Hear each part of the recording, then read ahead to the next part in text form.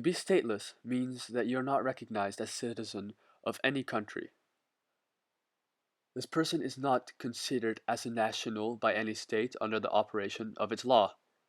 This means that people who are stateless have basically no real rights, as there is no government to uphold them. The UN estimates that a stateless child is born every 10 minutes. Those who are stateless can't go to school, get a job, get married, and travel abroad, or do anything else that requires an ID. Most people associate nationality by the country in which they are born. This concept is known as jus soli, meaning right of the soil, where you acquire the nationality of the country he or she is born in. Yet this is a common misconception, as it mainly applies to the Americas and is rare everywhere else. Secondly, often a child's nationality is derived from nationality of their parents. This is known as jus sanguinis. This is Latin for right of blood, meaning that a child's citizenship is determined by its parents' citizenship. Under Article 13 of the Universal Declaration of Human Rights, it states that firstly, everyone has the right of freedom of movement and residence within the borders of each state, and secondly, everyone has the right to leave any country, including his own, and to return to this country. But is this always the case? In the world we live in today, there have been very large movements of refugees, escaping from the dangers in their home countries, such as war and persecution. Especially the citizens of Syria are in danger due to the brutal civil war led by the Assad regime.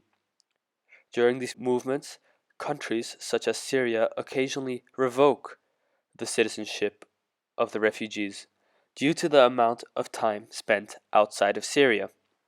This, in combination with the harsh nationality laws of their host countries, may result in them becoming part of the 10 million other stateless people worldwide. This brings me to my research question. Should the children of refugees be granted nationality? Children of refugees are often forced into such situations, and what they go through is out of their control. Lately, a large problem has arisen due to the movement of refugees from Syria. This is that under the Syrian law, only men are able to pass on nationality. According to an estimation by the UN, 25% of Syrian families are fatherless.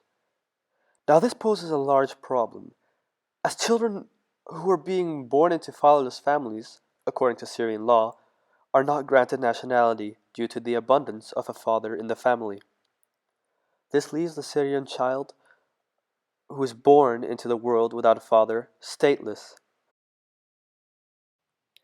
This violates Article 15 of the Universal Declaration of Human Rights, which states that firstly, everyone has the right to a nationality, and secondly, no one shall be arbitrarily deprived of his nationality nor denied the right to change his nationality. Let's break down the facts. There are an approximate 4.6 million Syrian refugees outside of Syria and counting, of which an estimated 50% are children. This means that there are currently over 2.3 million children on the run from the inhumane conditions in their home country of Syria alone.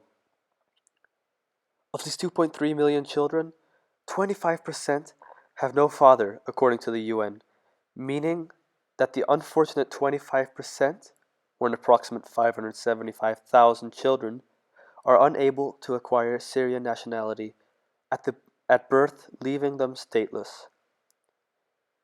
Also, Syria has started to revoke citizenship to those who have left Syria for too long. The children are often forced into these conditions and are powerless against the rule of the Assad regime.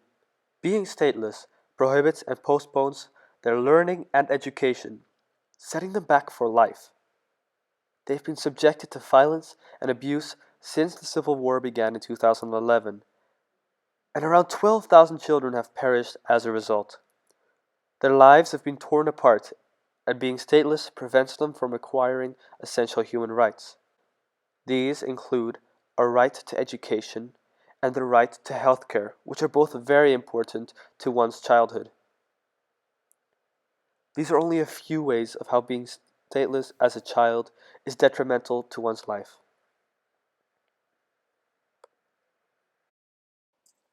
There have been efforts made to prevent being born into statelessness.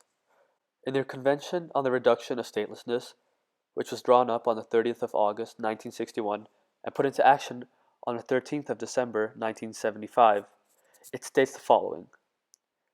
A central focus of the Convention is the prevention of statelessness at birth by requiring states to grant citizenship to children who are born on their territory or born to their nationals abroad who would otherwise be stateless. If a universal law was enforced where all states had to grant citizenship to children born within their borders, it would prevent the issue of child statelessness altogether, protecting their childhood as well as their futures.